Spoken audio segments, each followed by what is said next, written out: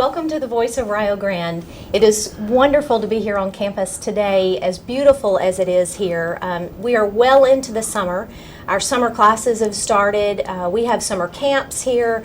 I think all told, by the end of the summer, we will have over 2,800 high school, middle school students that will have been on the campus during the summer for athletic camps or band camps, just any number of events on the campus. So it's really exciting, and there's a buzz on the campus in many ways, even without our regular semester going on right now. So come visit us if you are so inclined. It's wonderful to be on campus in the summer and just experience the vitality and the youth and all those camps that are here. It's really great.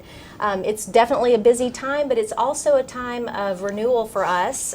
It's a good opportunity for us to get into some areas on campus where we may not be able to in the regular terms, to make some improvements on campus. One of those improvements is a renovation of one of our residence halls, Holzer Hall, and that renovation is just on the cusp of completion. It's really been exciting to see a building that needed some TLC, and especially for our students, our resident students, to be able to experience that kind of freshness when they come back to school in the fall. So we're excited about that.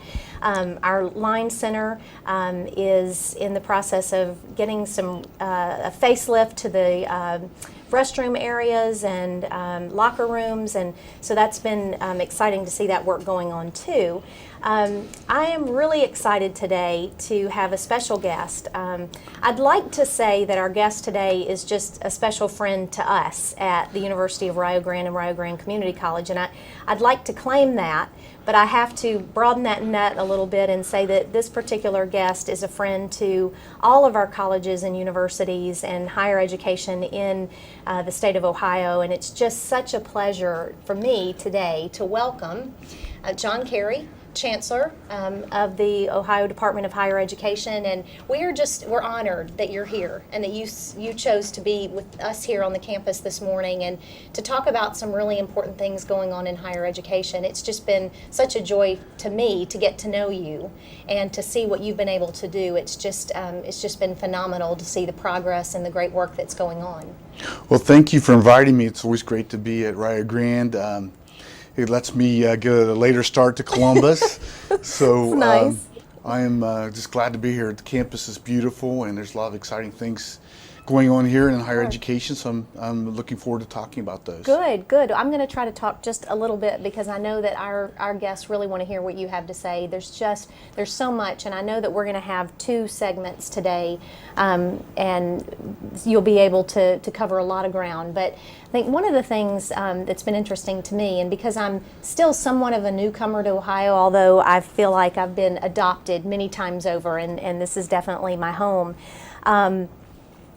I came in at a time where the name of the organization was changing, so people were referring to the Board of Regents, and then as I didn't have time to really get comfortable with that before it became the Ohio Department of Higher Education and made that shift. But regardless of the name, there are just a lot of things going on. The initiatives are a mile long, and the services and support that you guys provide. Can you just talk to us a little bit about your association with the department and how that came to be and a little bit of your history there? Sure. I spent my entire life in public service, and all the way back with Congressman Clarence Miller, which some of the older viewers may know, and then I was mayor and I was in the legislature, so I worked a lot on public policy. I was in the legislature for 17 years. And I was term limited, went back to the legislature, went to the House for a year, and when it came time for re-election, I thought, I've done this for a long time, and I've really enjoyed it. The people have been great to me, but maybe I need to think about another opportunity. And there's opportunity at Shawnee State University for government relations and strategic affairs. So that's when I called Ryan Smith, which I'm going to take credit for recruiting him to take my spot. Good. And, good job. He's done a fantastic job. But I was there for about a year and a half, and got the call from the governor's office asking me to consider being chancellor, which is not anything I ever considered. Yeah. but part of the governor's agenda was aligning higher education with workforce needs, which is something I've made a priority throughout my career. So I took the position not knowing a lot about being chancellor is, but who can ever know that, right? Right. Until you do it. So with help from you and others like other presidents, and we have a great staff, we've taken on the governor's initiatives. You know, the governor is very interested in higher education, Right. and many of the initiatives come from the presidents themselves or in their colleagues, and we build upon those. So it's been a very exciting time. The Board of Regents is actually an advisory board now. At one time, they were the governing board for the agency when it was called the Board of Regents. But when it changed back in 2007, the Chancellor became the direct appointee of the governor. So I report to him, and the Board of Regents is actually an advisory board. So it has been a little bit confusing, but I think in the long run, people will understand what the rules are a little better. Right, exactly. Just kind of adjusting to those changes and name changes and how it's organized and all that. But the important thing is the work that's going on. And I know that you're talking about the initiatives of the governor and just his emphasis on higher education and where he places that as a priority. And what I've been hearing, and this is since I've been in this state, is a continual emphasis on affordability, accessibility. And those are efforts that I've seen your department work so diligently with, and with such determination with our colleges and universities. Yeah, it's, you know, the community college. Rio Grande's kind of an example of the different pathways that you can take. Right. Being a community college and a private college, so you have the best of both worlds. That's what we think. And you didn't prompt me to say that. No. But so our goal is to find the right pathway. If there are many students that the traditional four-year residential campus is the right pathway for them, that's what they want to do. And if they have a plan how they can afford it and what their career plan is going to be after that, that's great. As you know, many of our students in this region, but it's really across the state, are thinking more and more about the cost of higher education. So many times the community college is the best pathway. They can come here, go for 2 years, go directly into the private college, or if they choose to transfer to another 4-year in the state, they have that ability. We really don't let them do that.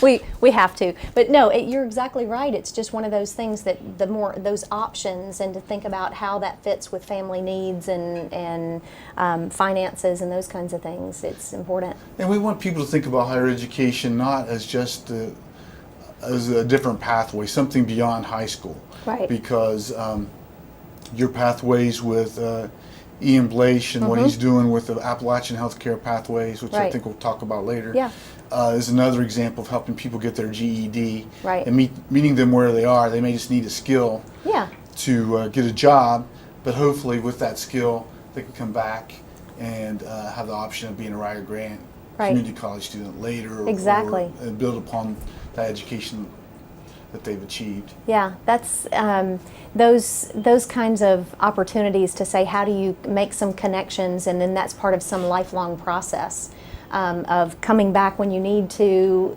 continuing, and it really leads to something I know that we really want to talk about, is the attainment goal. And educational attainment, and where we are in the state of Ohio, where we are in the country in general, leaves a lot to be desired. We're doing some good work, but we're not making some of the inroads that we really want to. And I think that's what this new goal that came out of the Attainment Summit that you guys hosted, I guess back in May. And you want to talk a little bit about that attainment goal and what that means? I mean, I think it's really exciting because we're saying we're going to put a stake in the ground and we're going to go toward it. Sure. Well, back when I graduated from high school, or even my parents and grandparents graduated from high school or left high school, sometimes they didn't graduate, you were able to go directly to work. And for example, my dad worked at Fred Gallagher for 40 years, and his dad ahead of him worked for 40 years. And the high school education was sufficient for that that job, and it was a well-paying middle-class job. What we find now is that in order to have that income that we want to be prosperous, not only individually but as a region, we need some kind of skill. That may be higher education in a traditional way. It may be what we're talking about with going to school, getting a specific skill, a Buckeye Hills adult program, or it could be a graduate degree. But so what we see in this area, our attainment for the state of Ohio is low. We're at 43%, so our goal was at 65%. We know it's much less in this part of the state. So it's very important for us to engage the students and help them understand that if they get that education, because we have a lot of people that come from poverty backgrounds, they don't maybe see that vision where they can be successful. So our goal is to give them the pathway, the vision, that they can become successful, they can make a good living, and they can really be prosperous and still stay in the area or have a career path outside the area, whatever they choose, to be successful. So it's really important for the success of our state. We have 100,000 jobs right now that are unfilled in the state of Ohio. So it's really upon us in higher education to meet that need. And when I hear students say or believe that they don't have an opportunity, it's really frustrating. So we need to break through that somehow. And, so that's what change it. That's what the attainment goal is about. How do we break down those barriers, especially for those people, whether they're in poverty or they're non-traditional students, or they come from minority groups where they haven't participated in higher education as much. And I know that this is not something that we want to get into a great deal. I think you'll talk to some others about this a little bit later on another show. But it seems like that we have such a great opportunity with the College Credit Plus program for students who kind of are coming from some of those backgrounds where maybe they don't see higher education as either a possibility or really as anything that's attractive. And with the opportunity to engage with those students in high school in a more purposeful way, and something that already is building credentials for these students, seems like just such a great opportunity. It is a great opportunity. I've been out and I was in a parking lot of Dollar General in Wellston, and a mother called me over and says, my son gets to go to college. And comes from a family that they might not have been able to go to college. We had that exposure and is taking advantage of it. Had other parents approach me when I'm at some of the ball games, are thinking, well, can my son really take college credit and have that opportunity? So it starts the dialogue between the students and the parents, but also gives them opportunity. Hey, well, I can do this. And that's an important message, because so many students don't think they can. That's so true, and I know that you know this, and our viewers probably are aware of this to some extent, that when you look nationwide at what's happening with dual enrollment or the opportunity for high school students to get college credit, I mean, we're leagues and bounds beyond what a lot of states have been able to do. And you kind of want to do one of those pat yourselves on the back and say we're doing the right thing. But what it really does is you look at the students that, like the parents that you talk to, and the students that we see here on our campus. That's really where you see the excitement and the opportunity to do that. And I'm proud that our state has been one that has made a commitment to dual enrollment like this in a way that so many other states have not. Well, our higher education institutions are such an important part of that, as well as our K-12 partners. And it's really, our focus has been, and I think it's the focus of Rio Grande, is focus on the student, what's best for the students. Now, we have to have delivery systems, we have to have faculty, we have to have high school teachers, we have to have deans and presidents, we have to have everybody to deliver that. But our focus has been on what is best for the students. How can we take the resources we have and make them go the farthest for the students, whether they be a traditional student, because majority of our students now are non-traditional students. Or people think of students living on campus, which is a great experience, but we have more students that are commuting. They're not now, and are different ages than we do have the traditional students. Well, and you're talking about campus and campus life and things like that, let's segue a little bit into another topic that's been really near and dear to my heart, and I appreciate the opportunity to be at the forefront of the Changing Campus Culture initiative and the focus on prevention and response to sexual assault. It's something that obviously is a big concern for us. It's the safety of our students and making sure that the learning environment is a very protected place, and that people feel comfortable and good where they are, so that we can help develop students. And that's just a fundamental commitment to us as an institution, and all of our colleges and universities share that. So do you want to talk a little bit about that initiative and kind of why you think it's so important and how it's risen to this level? Well, changing the campus culture, first of all, I want to thank you for your leadership. You represented the community colleges as one of the three presidents that were kind of the out in the forefront, and were our liaisons with other presidents. And we really don't want to think about something bad happening here at Rio Grande. Right. Our natural inclination is, well, those things don't happen here. That happens someplace else. And maybe it doesn't happen as often here, or maybe it hasn't happened as very often, but the potential is there. And unfortunately, in our society, we have to deal with these issues. We have to handle that liability. And it's also about engagement of the students. So many times when things happen, not just with students, but today people instead of calling for help, they take it out their cell phone and record it. You're exactly right. And so helping students understand what their role in faculty and all the community, all the campus stakeholders, understanding what their role is to prevent sexual violence from happening is really important. And it's a good life skill. The campuses have really responded, and I think that the students will be better for it and safer for it, even if they do not experience it on campus.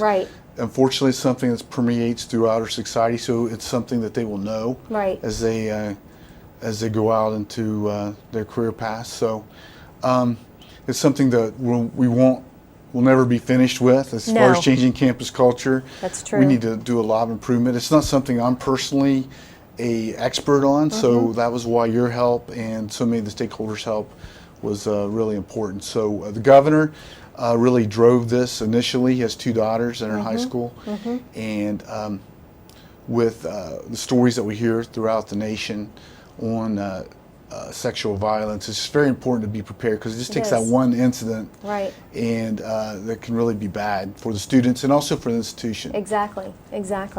Well, it's been very interesting to me as I've interacted with your department and your staff, which are phenomenal. You have just some of the most remarkable people that work with you. They do an excellent job. They work very hard. Their hearts and minds always seem to be in the right place, and so I just wanted to say a huge thank you to you and your staff for that. One of the things I've really appreciated is the fact that as you guys are rolling out initiatives and things that guidance and projects and things like that, like this Changing Campus Culture initiative, your approach is not one that is a one-size-fits-all kind of cookie cutter. It's like, what I've seen is this: here's an issue, and this is where we want to go with it. So can you, as a group of institutions or individual institutions, think about how this works for you and how you can help solve this problem?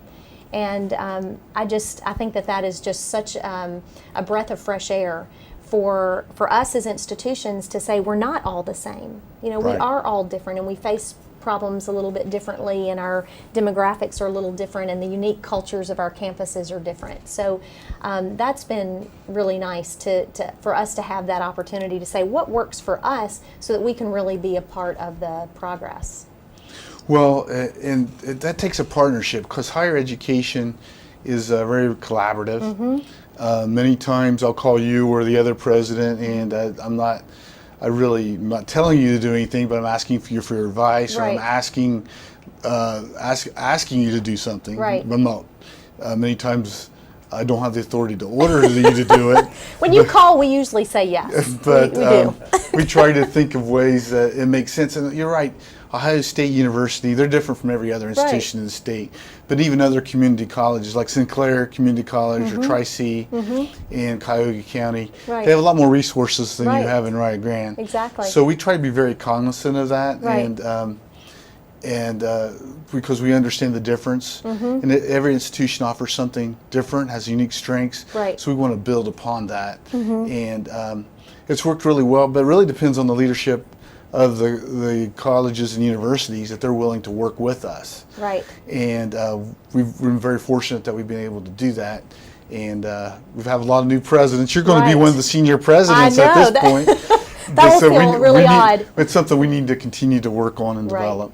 Well, and I think that your staff is so strong and so proactive in what they do with us as institutions, and I would like to say the same thing about my staff, because as we have those things that are important for us to be a part of, like you were talking about, these collaborative efforts that we are working together to serve students, and it's a really kind of a selfless process to do that. But it takes a lot of people on our campuses to work together and to make those things happen. And I'm thankful every day for the people that we have here that work and focus on students day in and day out. It's just, we could not do what we do at all without that kind of mindset and that spirit. So I'm having a serious moment of thankfulness for the people that I work with here. They're just wonderful. Gosh, I know we're going to run out of time, and I want to make sure that we have a chance to talk about some of the things that you see coming in the Department of Higher Education. I know there are a lot of things going on, but do you see some things in the horizon that we're really going to be focused on more, or some new things that you see coming that and ways that we can help with that? Well, one of the things that that we've really focused on is career pathways and career guidance. And I know that you've been working on that area as well. I think we'll continue to see a lot of focus on completion and career plans, because we talk about affordability is one of the most important things that the student completes. Because when you have debt and you don't complete, and the courses don't really align to what anything that leads to a job, then you run into problems. So I think you'll continue to see that focus as well. I think we're going to continue I know we're going to talk about the rapids in the next segment. But, working colleges and universities working together and aligning their curriculum so they can play to their strengths. So Rio Grande has one strength, Ohio University has another strength, Shawnee State may have another strength. I was at General Mills last week talking to them, and they were talking about a particular program at Rio Grande that they really thought was important, and it was a good partnership for them. There's an engineering degree at Ohio University that they were looking for, and there was another part they were looking for at Shawnee State. So people are becoming much more sophisticated as they become consumers of higher education. Exactly, and there are all the opportunities we've seen too as we are working with companies and just different firms and businesses that they're looking to make sure that their employees are trained and that they're giving more opportunities, educational opportunities for their own employees. And we've had companies that have asked us, can you come in and do some programs and classes on site, and just to have that kind of flexibility. And again, it goes back to the accessibility part of it and making sure that we are where the students need to be. And I know you're very aware of this, but we have now have classes and a site in Jackson, and that's been really exciting to do that. I know you'll talk about that in the next segment a little bit with what we've done there, but we have a lot of plans for growth and development and being even more permanent there. And same thing in Vinton County, in MacArthur. And being where the students are and making sure that we're accessible and available is just, it's very important. I think that some people don't realize the barriers for transportation and things like that. Sure. And then, for example, with the Vinton County site, and people that are not part of higher education don't realize that. It takes a lot of courage if you're not Right. been exposed to higher education to come to campus Right. at the University of Rio Grande Community College. But they think, there are people that would say, well, I can go to the old high school Right. and take a class. Exactly. And that's their entree, and then they can come to the main campus. Yeah, it's baby steps of making sure that there's a comfort level there. And then too, at the Jackson Center, I love that you can get your GED services there, the vocational school, and in college credit. And again, somebody comes, gets that GED, then they can move on to the next step. Right. And in our area, that's really important. It's important everywhere, but It especially is. in our area. It is, and it's just that stepwise progression. And you've talked about it, and we've talked about it a lot on campus as far as pathways, and you need those opportunities for students to engage with you from so many different backgrounds and needs and preparations and things like that. So, well, I wanted to let you know that we are here to be a strong partner with what you're doing at the department, and look forward to continuing to work on the many things that are going on right now. And please know you can always call on us, and we will be ready to do the good work to support higher education in this state. I know that as I'm closing, usually the viewers and the listeners like to talk a little bit, or hear us talk, I guess, a little bit about just other things that may be going on in your life, or just things you're interested in, any vacations on the forefront, or anything like that you could kind of share with our listeners. Well, I'm a big Cincinnati Reds fan, All which is right. really difficult this year. But my boys and my wife, for my birthday, which was in April, took me to Pete Rose's. And I wasn't actually at the induction, but I was there Friday night when the '76 team came back. Oh, wow. And Pete Rose was there. It was a really, really long game. The Reds lost 13-4.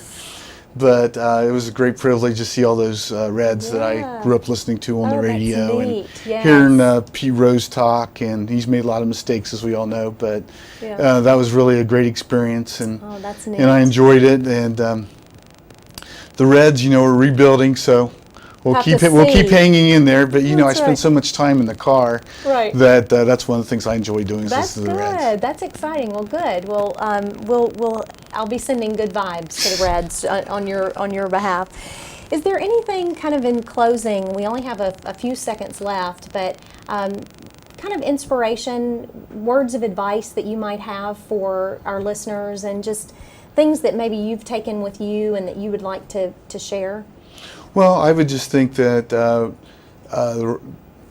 there's a great opportunity here at Rio Grande, that all of our listeners, no matter where they are, my aunt, for example, went back to school when she was 50 after a local plant closed to be a nurse, all the way to the students that are in elementary school and junior high. It's not too early to think about what they're going to do. Right. No matter what your circumstances or where you're from, you have opportunities. You have opportunities in the region. You have opportunities in the state. So take advantage of those and ask for help if you need help in exploring those. OhioMeansJobs.com. I have to put a plug into that. It's a good place to start. It is. Very good. Thank you so much for being with us. Thank you.